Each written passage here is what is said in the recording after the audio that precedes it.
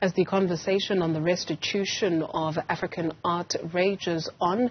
South Africa has declared another victory, this as some Zulu weapons have been returned to the country. An archaeologist's deathbed wish has become a reality with the return of those artifacts which were in the United Kingdom for decades.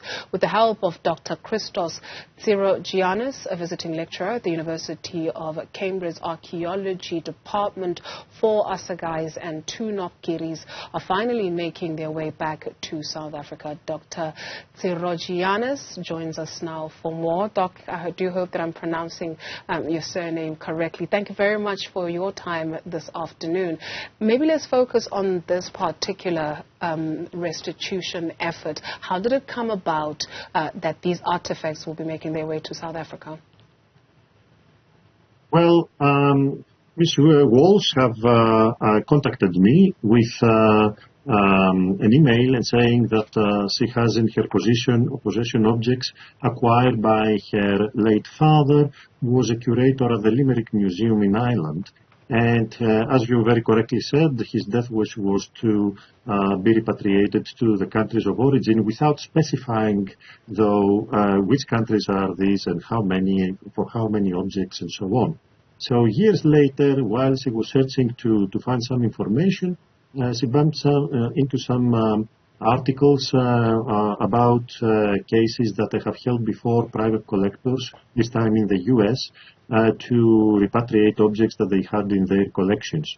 And she shared photos with me of the objects, and I was able to allocate according to the kind, style, and geographic origin, and of course ethnological characteristics of the objects, each one of these objects to the respective countries.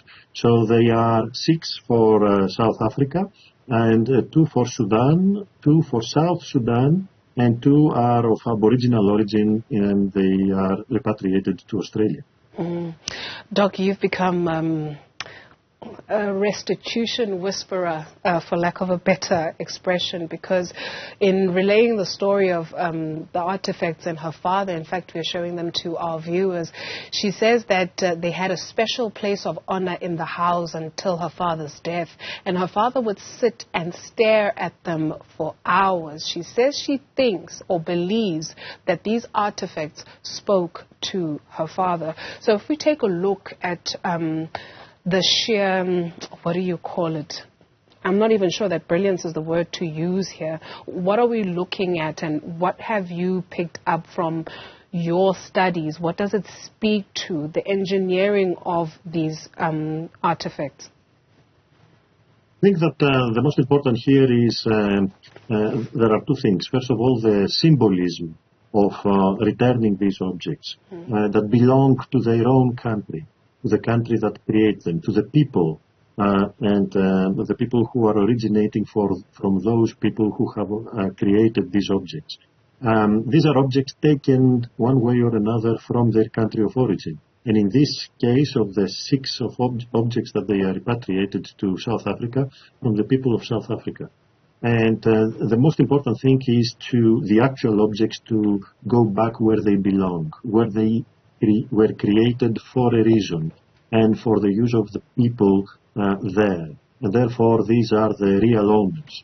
And that was quite obvious even to late Mr. Walsh. While he was enjoying them, he thought that at the very end should go back.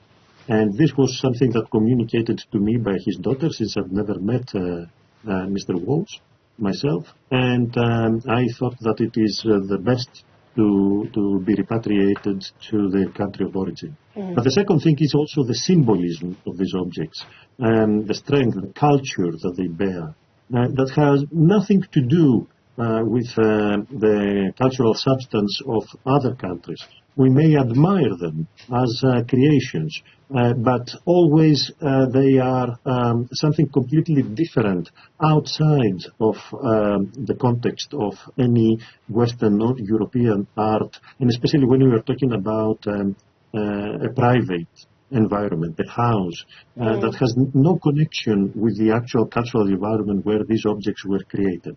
And this symbolism, together combined with the repatriation itself, I think is something sends a very, very strong message to everybody for all kinds of objects that they are decontextualized and they need to be recontextualized. Absolutely, because more than anything, it's about spirit, it's about memory as well. So when we take a look at maybe Mr. Welsh's case, out of the goodness of his heart, he decided some of the objects must be returned. And then you take a look at institutions like the British Museums, Le Louvre, many others around the world that have these artifacts that occupy their halls and their walls. And they're saying, well, some of them will not be returned because what are you going to do with them, or how are you going to preserve them? Conversation for another day. But do we know, is there an inventory in terms of just how many artifacts? Because some suggest that 90% of Africa's art at the time has been taken out of the continent during colonization. And so is there an inventory? Do we know just how much is outside of where it belongs? We do know that what is being kept outside. I don't know if there is a complete inventory of what has been taken, what is missing, and in order to be identified and matched with the ones that they are appearing on exhibition outside of South Africa. This is something that definitely should be created, and these objects to be matched, catalogued properly, registered, and therefore South Africa to start learning what is missing, of course, first.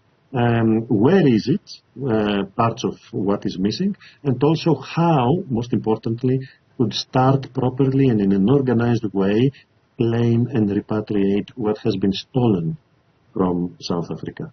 And I think these are gradual steps. One leads to another with a very certain aim, and I think it's of national importance for South Africa to act in this way, as it is for the same national importance to other countries that they have suffered during colonization era or different kinds of occupation throughout time. With the loss also of cultural heritage.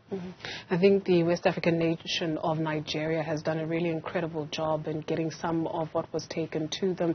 Recently, the tooth of Patrice Lumumba of the Democratic Republic of Congo was returned, just the tooth. And so just closing up the conversation, I guess, Doc, who will be receiving those artifacts in South Africa? Who did you send them to? Miss Isabella Walsh, who became the owner of these objects after the passing of her late father, decided, following my advice, to be repatriated to the countries of origin. It is the wish of the family to these objects to be owned and exhibited by the people, by the state of South Africa. So their wish is to be protected and exhibited for the benefit of the people of South Africa. But after the delivery and their initial repatriation with the delivery of them to the embassy of South Africa in Ireland, it is in reality the responsibility of South African state to deal with their own cultural property. But we would love to know, and I'm speaking now on behalf of the family and the previous owner, to know where they are exhibited, and that we wish to see that a very good use of them for the benefit and the education and knowledge of the people of South Africa, especially the young people, will make good use of them. We would also like to know, Doc, so we'll double those efforts and we'll endeavor to get the relevant authorities to let us know in terms of, upon receipt, what then happens, and we're hoping to get back to you on that soon. Dr. Christos Tsirogiannis, the restitution whisperer, thank you very much for the work that you do. Thank you very much for the invitation. Thank you, sir. Thank you.